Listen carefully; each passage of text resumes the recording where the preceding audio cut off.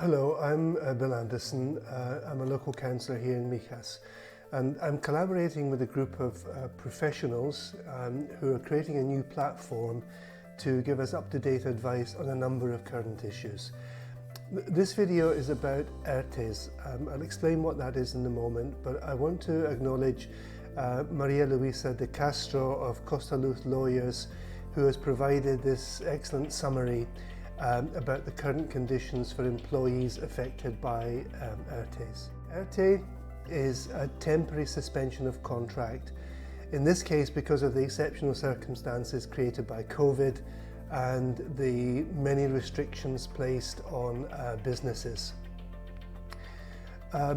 What we do know is that as from the 30th of September, the ERTEs have been extended, and they have been extended until the 31st of January 2021. They have not been extended across the board, but for a specified list of businesses which are most affected and which should be able to return to normal at some point in the future.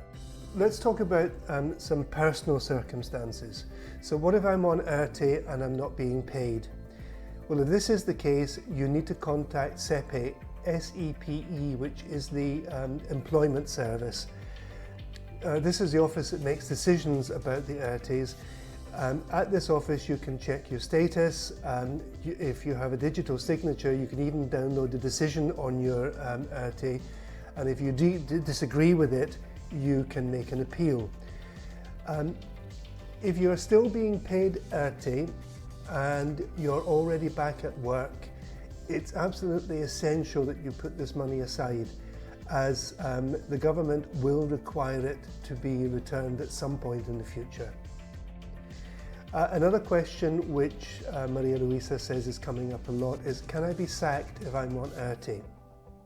Well, it's always been illegal to sack staff who are on ERTE.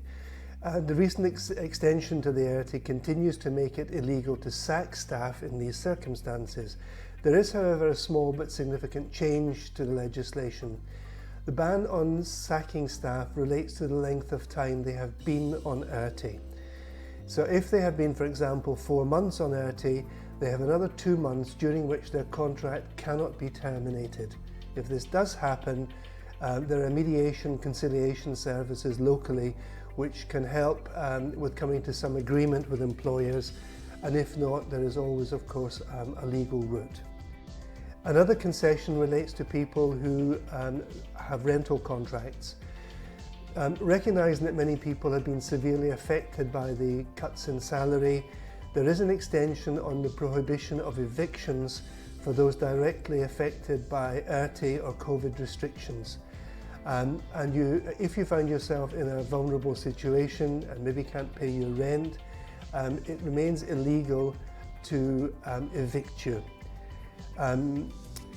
It is also illegal during this period to change the conditions of the rental contract in a way which would worsen your situation.